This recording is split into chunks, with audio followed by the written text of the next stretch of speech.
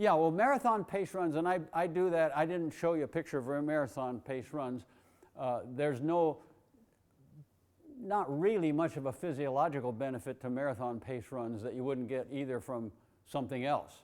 But the marathon pace runs are really nice for people training for a marathon because they're getting comfortable at the speed they get practice drinking at that speed. They can practice doing, that actual speed they're going to do in the marathon.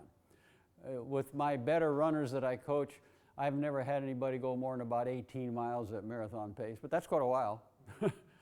And we have this as the national coach for the Leukemia Society. Of course, we deal with some pretty slow people. People are taking 5 and 6 hours, and that always becomes a discussion, how long should a long run be? And I tend to limit it to 2.5 hours. You can read lots of places that you can't run a marathon if you didn't do some 20-mile training runs. Well, you ask Ryan Hall or Meb or one of these guys, do they do any 40-mile training runs?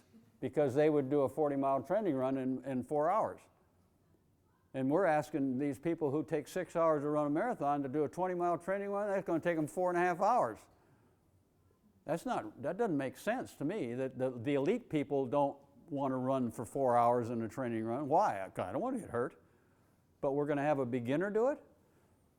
I don't think so. I'd much rather go by time. What I usually tell people when they're doing quite a bit of marathon training, your long run should be the lesser of 25% of your weekly mileage or 2.5 hours, whichever comes first.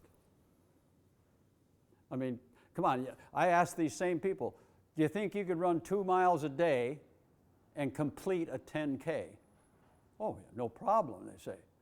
But a marathon's different. There's a dehydration and there's a fuel thing and there's this and that.